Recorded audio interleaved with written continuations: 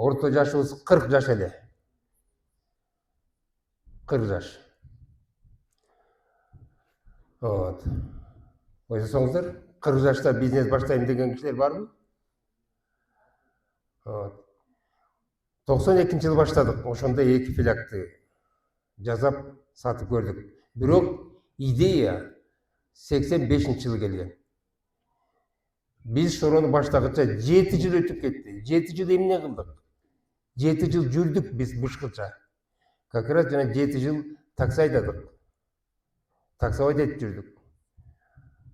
Жанагы реформа баштап, союз кургандан кийин бала бакыраны багыш керек, үйдү багыш керек.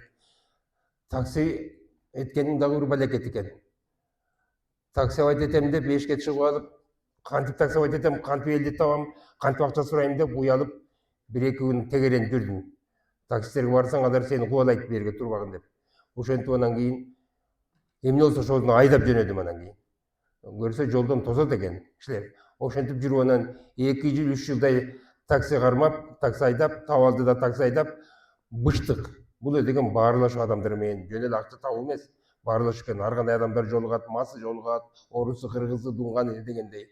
Андан кийин анан жана сатуу маселесин биз билбейбиз. Мына шорону жасайбыз, сатканды кантип сатабыз?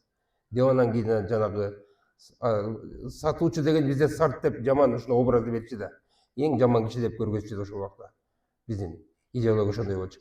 Анан айла жок анан кийин анан алма сатып жана жерде көрдүңүздөр. Алматага барып, абрикос сатам деп, аз жерде соттолуп кете жаздагам, ошону көргөзүп атат могу видеодо. Ошентип анан мына 33 жыл өтүп кеттир. 33 жыл. Бул чоң сыноо болду биз үчүн. Эми могу китеп боюнча китепти жазып калганыма чоң себеп Моореки Олжобай Шакир. Олжекем себеп болду. Олжекем, сага рахмат. Ушу кишини таап алып, мына 5 ай болду. 5 айдан бери экөөбүз даярданып жүрүп, жакында эле болду. 19 октябрда презентация жасадык. Кечээ эле билдим, мунун фамилиясы Эгембердиев экен. Кызык тамаша да. Менин фамилиям Эгембердиев. Кечээ эле бияка келатканда билдим.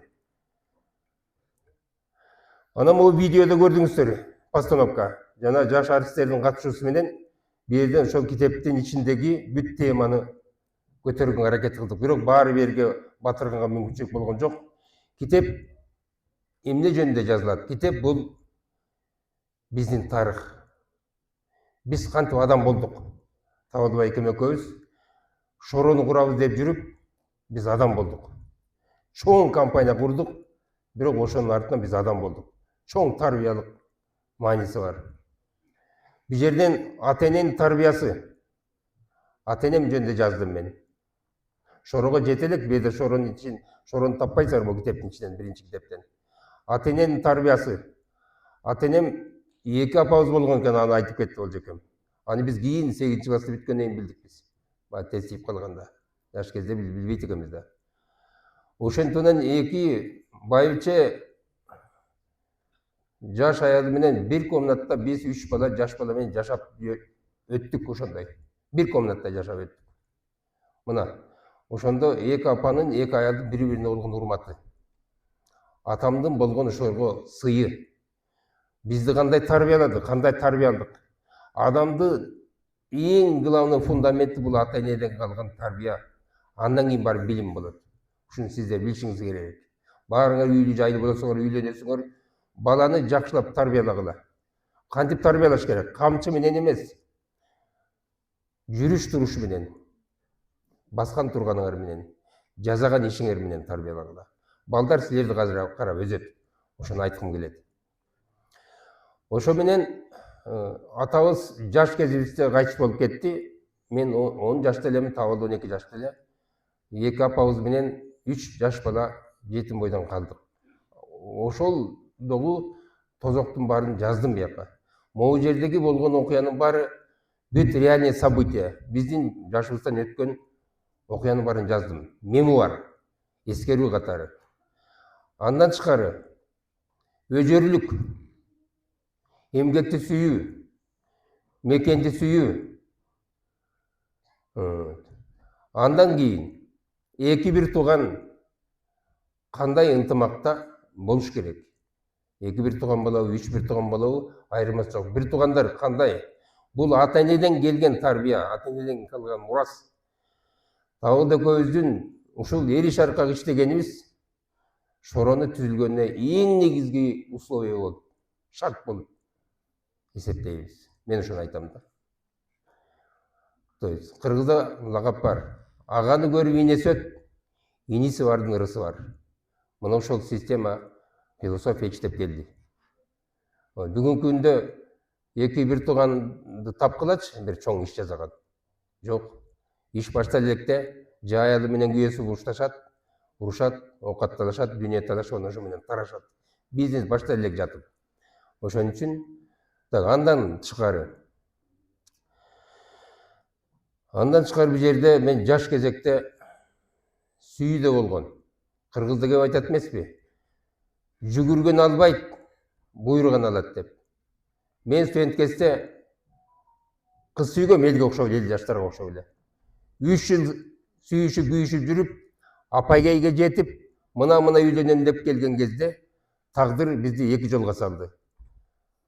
Мен башкага үйлөндүм.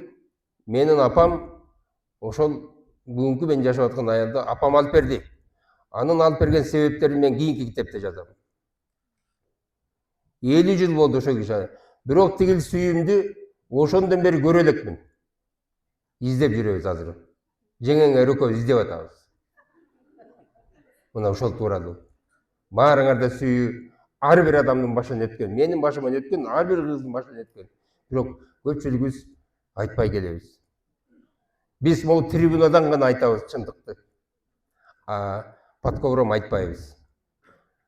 Ошон үчүн мен ойлойм, тарбиялык мааниси бар китеп. Баарыңыздар окуңуздар китепти. Эң кызыктуу.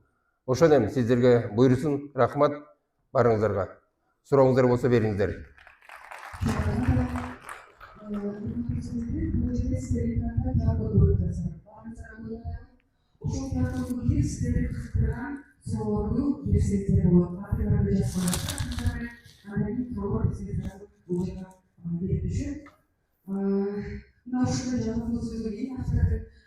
Бұл сыртына фермер жаңағы техника екендеріне кандидаты мана салат арнайсы шығарып берді.